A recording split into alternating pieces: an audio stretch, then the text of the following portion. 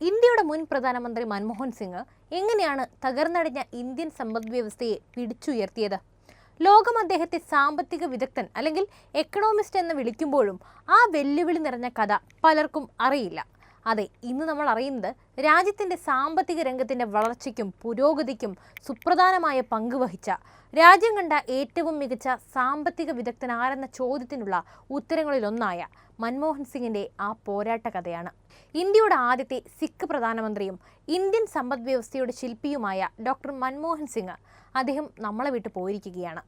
All India institute of medical sciences ആശുപത്രിയുടെ പ്രസ്താവനയിൽ വാർദ്ധക്യ സഹജമായ അസുഖത്തെ തുടർന്നാണ് അന്ത്യം. സുപ്രധാനമായ ഒട്ടേറെ നിയമനിർമ്മാണങ്ങളാണ് മൻമോഹൻ സിംഗിന്റെ കാലത്തുണ്ടായത്. അതിൽ ഏറ്റവും പ്രധാനം വിപ്ലവകരമായ വിവരാവകാശ നിയമമാണ്.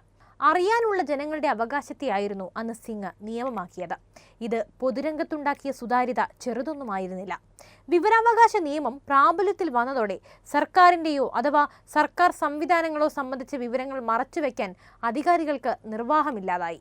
ഇതോടെ സർക്കാരുകൾക്ക് നേരെ ചോദ്യമുയർത്താനും വാദങ്ങൾ നിരത്താനുമുള്ള കരുത്ത് സാധാരണക്കാരനായ പൗരനും ലഭിച്ചു. അതുപോലെ തന്നെ ലോക്പാൽ ലോകായുക്ത ആക്ടുമായിരുന്നു ശ്രദ്ധേയമായ മറ്റൊരു നിയമനിർമ്മാണം.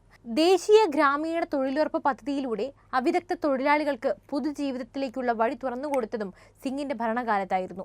ഉന്നത വിദ്യാഭ്യാസ സ്ഥാപനങ്ങളിൽ പിന്നാക്ക ജാതിക്കാർക്കായി 27% സംവരണം ഉറപ്പാക്കിക്കൊണ്ട് അദ്ദേഹം പ്രവർത്തിക്കുകയും ചെയ്തു. സാമൂഹിക നീതിക്ക് വേണ്ടിയുള്ള പോരാട്ടങ്ങളോടും അദ്ദേഹത്തിന്റെ സർക്കാർ ഐക്യപ്പെട്ട് പ്രവർത്തിച്ചിട്ടുണ്ട്. മൃദുഭാഷിയായിരുന്ന മുൻ പ്രധാനമന്ത്രി അവിഭക്ത പഞ്ചാബിൽ ജനിച്ച് ഇന്ത്യൻ സമ്പദ് വ്യവസ്ഥയെ രക്ഷിച്ച വ്യക്തിയായിട്ടാണ് വിശേഷിപ്പിക്കപ്പെടുന്നത്. ഇന്ത്യ പാപ്പരത്വത്തിന്റെ വക്കിലെത്തിയപ്പോൾ ധനമന്ത്രിയായിരുന്ന സിംഗ് രാജ്യത്തിന്റെ സാമ്പത്തിക പാതയെ മാറ്റിമറിച്ച നയപരമായ മാറ്റങ്ങൾ കൊണ്ടുവന്നു. ലോകത്തിലെ 5ാമത്തെ വലിയ സമ്പദ് വ്യവസ്ഥയായി ഇന്ത്യ ഇപ്പോൾ ഉയർന്നു നിൽക്കുമ്പോൾ സിംഗിന്റെ വിപ്ലവ നയങ്ങൾ അതിന്റെ വളർച്ചയ്ക്ക് അടിത്തറയായി പ്രവർത്തിച്ചിട്ടുണ്ട്. അദ്ദേഹത്തിന്റെ ഒരു പ്രസംഗത്തിൽ 1991 ബജറ്റ് അവതരിപ്പിക്കുമ്പോൾ സിംഗ് വിക്ടർ ഹ്യൂഗോയെ ഉദ്ധരിച്ചുകൊണ്ട് സംസാരിച്ചിരുന്നു. ഞങ്ങൾ ആരംഭിച്ച ദീർഘവും കഠിനവുമായ യാത്രയിൽ വരാനിരിക്കുന്ന ബുദ്ധിമുട്ടുകൾ തീർച്ചയായും ഉണ്ടാകും. എന്നാൽ വിക്ടർ ഹ്യൂഗോ ഒരിക്കൽ പറഞ്ഞതുപോലെ സമയമായ ഒരു ആശയത്തെ ഭൂമിയിലെ ഒരു ശക്തിക്കും തടയാനാകില്ല. അതായത് ലോകത്തിലെ ഒരു പ്രധാന സാമ്പത്തിക ശക്തിയായി ഇന്ത്യ ഉയർന്നു വരികയാണ്. അത്തരമൊരു ആശയത്തെയാണ് ഞാൻ ഉയർത്തിപ്പിടിക്കുന്നത്. എന്തായാലും ഈ ഒരു അവസരത്തിൽ നമുക്ക് മൻമോഹൻ സിംഗ് എങ്ങനെയാണ് നമ്മുടെ ഇന്ത്യൻ സമ്പദ് വ്യവസ്ഥയെ തകർച്ചയിൽ നിന്നും രക്ഷിച്ചത് എന്നുകൂടി പരിശോധിക്കാം. 1991 ജൂണിൽ മുൻ പ്രധാനമന്ത്രി PV നരസിംഹറാവുവിന്റെ മന്ത്രിസഭയിൽ ധനമന്ത്രിയായി സിംഗ് സത്യപ്രതിജ്ഞ ചെയ്തു. ഈ സമയത്ത് ഇന്ത്യൻ സമ്പദ് വ്യവസ്ഥ നെഹ്റുവിയൻ സോഷ്യലിസ്റ്റ് അജണ്ടയ്ക്ക് അനുസൃതമായി പ്രവർത്തിക്കുകയായിരുന്നു. എന്നിരുന്നാലും മൊത്ത ആഭ്യന്തര ഉൽപാദനത്തിന്റെ 23%വും ആഭ്യന്തര പൊതുകടം GDPയുടെ 55%വുമായി കണക്കാക്കിയ ബാഹ്യകടവുമായി സമ്പദ് വ്യവസ്ഥ ബുദ്ധിമുട്ടുകയായിരുന്നു. ഇത് മാത്രമല്ല, ഇന്ത്യൻ തൊഴിൽ നിരക്ക് നെഗറ്റീവായി കുറഞ്ഞു. ധനക്കമ്മി GDPയുടെ 8%മായി. സമ്പദ് വ്യവസ്ഥയുടെ മോശം അവസ്ഥയുടെ ഫലങ്ങൾ എല്ലായിടത്തും അങ്ങനെ അനുഭവിക്കപ്പെടുകയാണ്.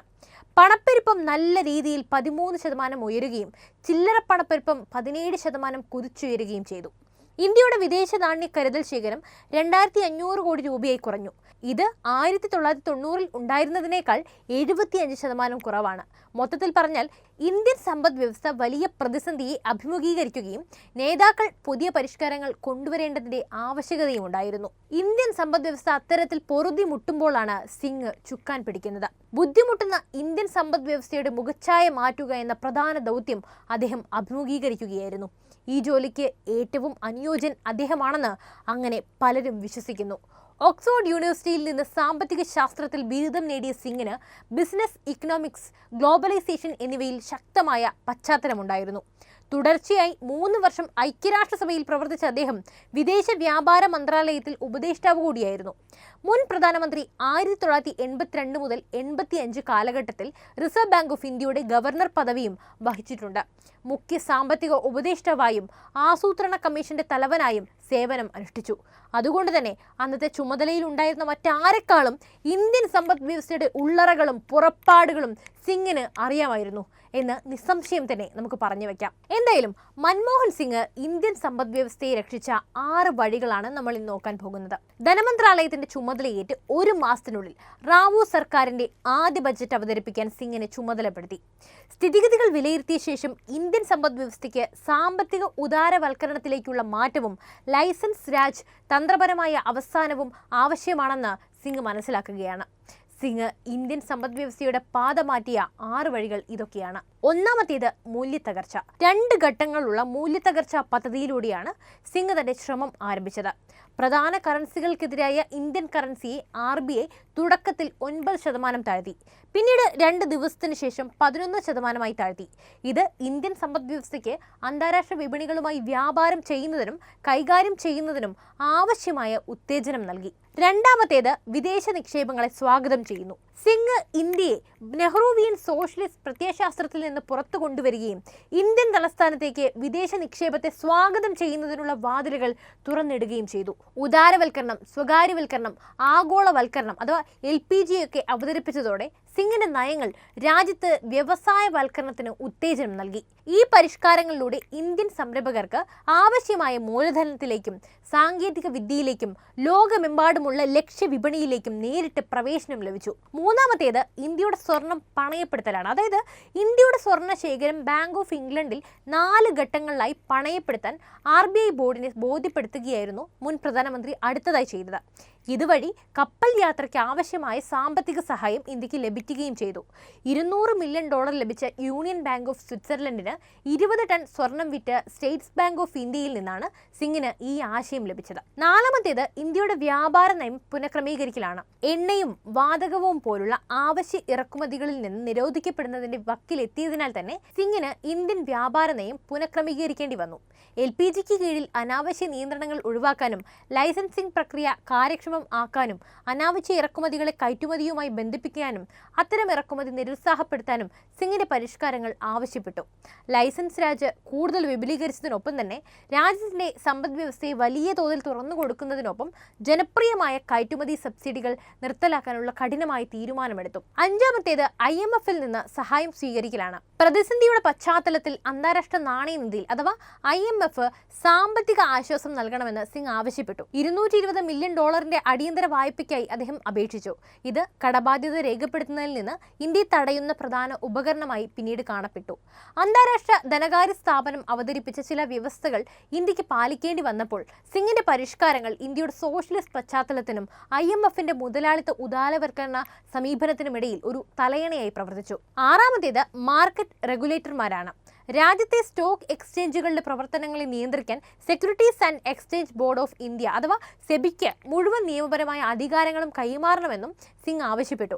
അതിനാൽ തന്നെ വൈകാതെ സെബി ഇന്ത്യയുടെ ഏക മാർക്കറ്റ് റെഗുലേറ്ററായി. സോഫ്റ്റ്വെയർ കയറ്റുമതി ചെയ്യുന്നതിന് ആദായ നികുതി നിയമത്തിലെ സെക്ഷൻ 80 HSC പ്രകാരം നികുതി ഇളവ് സിംഗ് നിർദ്ദേശിച്ചു. ഈ ഇളവിന്റെ ഫലമായി ഇന്ത്യൻ സോഫ്റ്റ്വെയർ കമ്പനികൾ കൂടുതൽ ലാഭകരമായി. സിംഗ് തന്റെ ഇത്തരം നീക്കങ്ങളിൽ നിന്ന് ഒരുപാട് വിമർശനങ്ങൾ നേരിട്ടുവെങ്കിലും വർഷങ്ങളായി നിഷേധിക്കാനാവാത്ത ഒരു കാര്യമെന്നത് 1991 ഇന്ത്യൻ സമ്പദ് വ്യവസ്ഥയെ തകർച്ചയിൽ നിന്നും രക്ഷിക്കാൻ അദ്ദേഹത്തിന് കഴിഞ്ഞു എന്നതാണ്. ഇതിനെല്ലാം പുറമെ ബാലവിവാഹങ്ങൾ കൊടുമ്പിരി കൊണ്ടിരിക്കുന്ന രാജ്യത്ത് 6 മുതൽ 14 വയസ്സുവരെയുള്ള കുട്ടികൾക്ക് വിദ്യാഭ്യാസം ഉറപ്പാക്കിക്കൊണ്ടുള്ള നിയമം കൊണ്ടുവന്നതും ഇതേ മൻമോഹൻ സിംഗ് തന്നെയായിരുന്നു. ഭക്ഷ്യസുരക്ഷാ നിയമം, തെരുവ് കച്ചവടക്കാർക്ക് സംരക്ഷണം ഉറപ്പാക്കുന്ന നിയമം, ഇന്ത്യൻ കമ്പനീസ് ആക്ട്, ഭൂമി ഏറ്റെടുക്കലിൽ ന്യായമായ നഷ്ടപരിഹാരത്തിനും സുതാര്യതയ്ക്കും പുനരധിവാസത്തിനും പുനഃസ്ഥാപനത്തിനുമുള്ള അവകാശ ആക്ടും ചട്ടങ്ങളും മുന്നോട്ട് വെച്ചതും ഇദ്ദേഹം തന്നെയായിരുന്നു. എന്തായാലും ഇന്ത്യയുടെ മനസ്സറിഞ്ഞ പ്രധാനമന്ത്രിയായിരുന്നു ഡോക്ടർ മൻമോഹൻ സിംഗ്. ധനകാര്യമന്ത്രിയായ ശേഷം ഡൽഹിയിൽ തിരഞ്ഞെടുപ്പിൽ തോറ്റ ചരിത്രവും മൻമോഹൻ സിംഗിനുണ്ട്.